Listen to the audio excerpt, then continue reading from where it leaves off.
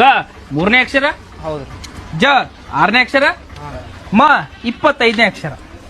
ಇವು ಮೂರುಗಳನ್ನ ಕೂಡಿಸಿ ಓದಾಗ ಬರುವುದೇ ಅರ್ಥ ಬೇಕಿಲ್ಲ ನಿಮಗ. ಇದು ಗಜ, ಇದು ಮ. ಇಲ್ಲಿ ಎರಡು ಆನೆಗಳು, ಗಜ ಗಜ. ಗಜ ಅಂದ್ರೆ ಏನು? ಆನೆ. ಗಜ ಅಂದ್ರ ನಾ 2 ಸಲ ಗಜ ಗಜ ಅಂತ ಹೇಳಿನಿ. ಎರಡು ಆನೆಗಳು. ಮ ಅಂದ್ರ ಮದ. ಮದ ಗಜ. ಮದ ಗಜ. ನಾ 2 ಸಲ ಗಜ ಗಜ ಅಂದಿನಿ. ಎರಡು ಮದವೇರಿದ ಆನೆಗಳ ನಡುವಿನ ಗುದ್ದಾಟವೇ ಗರ್ದಿಗೆ ಮತ್ ವೀಕ್ಷಕರಿಗೆ ನಮಸ್ಕಾರಗಳ್ರಿ.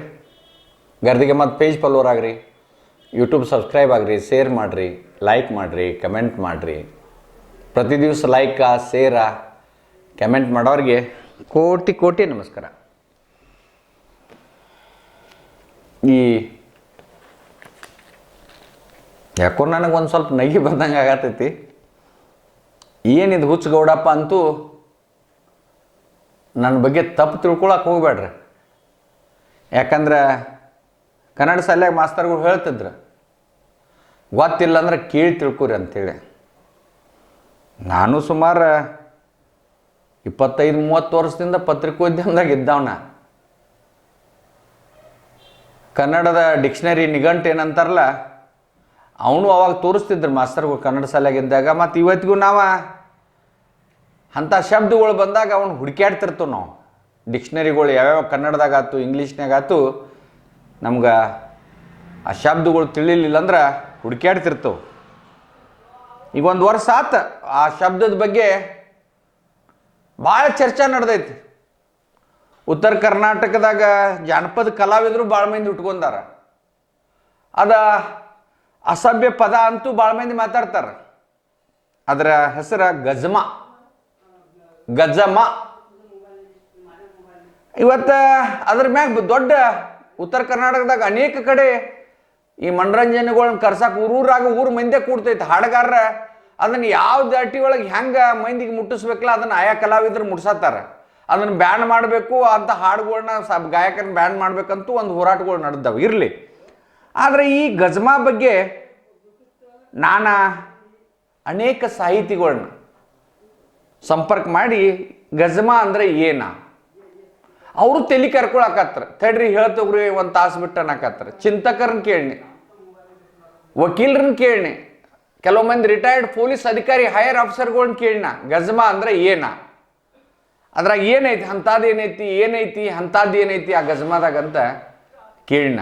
ಆದರೆ ಒಬ್ಬರ ಕಡೆಯಿಂದನೂ ಹಿಂಗ ಉತ್ತರ ಅಂತ ಒಬ್ಬರ ಕಡೆನೂ ಬರಲಿಲ್ಲ. ಗಜಮಾ ಅಂದ್ರ ಅದು ಏನು ಅನ್ನೋದು ಒಬ್ಬರು ಕ್ಲಿಯರ್ ಕಟ್ ಇವತ್ತಿನ ಮಟ್ಟ ನಮ್ಮ ರಾಜ್ಯದ ಅನೇಕ ಸಾಹಿತಿಗಳು ಕೂಡ ಸಂಪರ್ಕ ಮಾಡಿದ್ದೇನೆ ನಾನು. ಯಾರಿಗೂ ಅದ್ರ ಬಗ್ಗೆ ಡೆಫಿನೇಷನ್, ಅದರ ಅರ್ಥ, ಅದರ ಮೀನಿಂಗ್ ಏನು ಅನ್ನೋದು ಇವತ್ತಿಗೂ ಯಾರೂ ಇನ್ನೂ ಮಟ್ಟ ಸ್ಪಷ್ಟವಾಗಿ ನನಗೆ ಇವತ್ತಿನ ಮಟ್ಟ ಹೇಳಕ್ಕೆ ತಯಾರಿಲ್ಲ. ಆದರೆ ಅದೊಂದು ಅಸಭ್ಯ ಪದ, ಅದೊಂದು ಅಸಭ್ಯ ಶಬ್ದ ಅಂತ ಅಂತಿರ್ತಾರೆ. ಅಂದ್ರೆ ಆಡು ಭಾಷೆ ಒಳಗೆ ಇವತ್ತು ನಾವು ಉತ್ತರ ಕರ್ನಾಟಕದಾಗ ನೋಡ್ರಿ ನೀವು ರೊಟ್ಟಿ ಗೀಟಿ ಅಂತಿರ್ತೇವೆ, ನಾವು ಅಂಬಲಿ ಗಿಂಬಲಿ ಅಂತಿರ್ತೇವೆ, ನಾವು ಆಡು ಭಾಷೆದಾಗ ಜಾತ್ರೆ ಗೀತೆ ಅಂತೇವೆ, ಪಲ್ಯ ಗಿಲ್ಲೆ ಅಂತೇವೆ, ಊರ್ಗೀರ್ ಅಂತಿರ್ತೇವೆ. ಅಂದ್ರೆ ಅದೊಂದು ತತ್ಸಮ ತದ್ಭವ ಇವು ವರ್ಡ್ಗಳು. ಹಂಗೆ ಇದು ಗಜಮಾಕ ಇವತ್ತಿನ ಮಟ್ಟ ನಾವು ಹುಡುಕ್ಯಾಡ್ರೂ ಅದೊಂದು ಮಾನಹಾನಿಕರ ಶಬ್ದ ಏನಂತೇಳಿ ಹುಡುಕ್ಯಾಡತ್ತೇವೆ. ಒಟ್ಟ ಇನ್ನೂ ಮಟ್ಟ ಸಿಗುವಾತ ಈ ಗಜಮಾದ. ಆದ್ರೆ ಇದಕ್ಕೊಂದು ಏನಾರ ಅದನ್ನು ಹುಟ್ಟಬೇಕಾದ್ರೆ ಅದಕ್ಕೊಂದು ಅರ್ಥ ಇರಬೇಕಲ್ಲ. ಆದ್ರೆ ಕೆಲವು ಮಂದಿ ಏನಂತಾರೆ, ಇದು ಹಂಗೆ ರೂಢಿಗತವಾಗಿ ಬಂದದ್ರಿ, 2 ಆನೆಗಳ ಮದ ಏರಿದಾಗ ಸುರಿಯುವಂಥ ದ್ರವಣ ಗಜಮಾ ಅಂತಾರ್ರಿ ಅಂತಾರೆ. ಆದ್ರೆ ಅದ್ರ ಸ್ಪಷ್ಟವಾದಂಥ ಎಲ್ಲೂ ಉತ್ತರಗಳಿಲ್ಲ.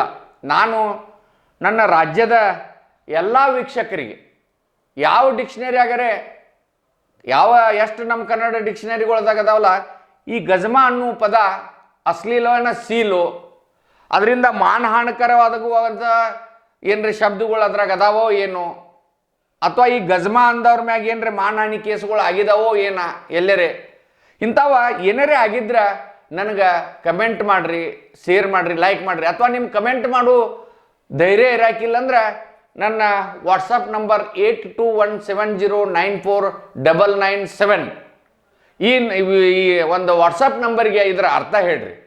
ಯಾರು ಬೇಕಾದವ್ರು ಹೇಳ್ರಿ. ಇದನ್ನು ನನಗೆ ಭಾಳ ಖುಷಿ ಆಗ್ತೈತೆ. ಯಾಕಂದ್ರೆ ಗಜಮ ಒಂದು ತೊಡೆ ಮಂದಿ ನಿದ್ದಿಗೆಡಿಸಿಬಿಟ್ಟೈತಿ ಇದು ಒಟ್ಟ ನೋಡತ್ತಿರ್ಬೇಕು ನೀವು. ಈ ನಿದ್ದಿಗೆಡಿಸುವಂಥ ಶಬ್ದದಾಗ ಏನೈತಿ ಅದಕ್ಕೆ ದಯಮಾಡಿ ನನಗಂತೂ ಇದ್ರ ಬಗ್ಗೆ ಗೊತ್ತಿಲ್ಲ, ಆದರೆ ಯಾರನ್ನ ಕೇಳ್ರೂ ಇದ್ರ ಅರ್ಥ ಇಲ್ಲ ಅಂತಾರೋ. ಆದ್ರೆ ಇದಕ್ಕೆ ಯಾಕಟ್ಟ ಮಂದಿ ಬೆದರಾತೈತಿ ಹೆದರಾತೈತಿ ಏನಾಗೈತಿ ಅನ್ನೋದು ನನಗಂತೂ ಗೊತ್ತಾಗತ್ತು. ಅದ್ರ ಬಗ್ಗೆ ಮೀನಿಂಗ್ ತಾವು ಹೇಳಿ ನನ್ನ ಇದ್ರಾಗ ನೀವು ಶಾನ್ಯ ಮಾಡಬೇಕು. ಯಾಕಂದ್ರೆ ನನಗೆ ಏನಪ್ಪ ಗೌಡ ಇಟ್ಟೆಲ್ಲ ಲಕ್ಷ ಗಂಟ್ಲೆ ವ್ಯೂವರ್ಸ್ ಅದಾರು, ಕೋಟಿ ಒಂದೊಂದು ಎಪಿಸೋಡ್ 30-40 ಲಕ್ಷ ಗಂಟ್ಲೆ ಮಂದಿ ನೋಡ್ತಾರೆ, ಪ್ರತಿ ಎಪಿಸೋಡ್ 1-1.5 ಲಕ್ಷ ಮಂದಿ ನೋಡತ್ತಾರು. ಇವಂಗ ಗಜಮ ಅಂದರೆ ಏನು ಗೊತ್ತಿಲ್ಲ ಅಂತೇಳಿ ನನ್ನ ಬಗ್ಗೆ ಅಪಾಶ ಮಾಡಿದ್ರು ನಾ ಏನು ತಪ್ಪು ತಿಳ್ಕೊಳ್ಳೋದಿಲ್ಲ, ಯಾಕಂದ್ರೆ ನನಗಂತೂ ಗೊತ್ತಿಲ್ಲ. ಅದಕ್ಕೆ ದಯಮಾಡಿ ಗೊತ್ತಿದ್ದವ್ರ ನನ್ನ ವಾಟ್ಸಪ್ ನಂಬರ್ 82170994 ಇದರ ಅರ್ಥ ಹೇಳಬೇಕು ಅಂಥೇಳಿ ನಿಮ್ಮಲ್ಲಿ ನಾನು ಕೈ ಮುಗಿದ ವಿನಂತಿ ಮಾಡ್ಕೋತೇನೆ. ನಮಸ್ಕಾರ.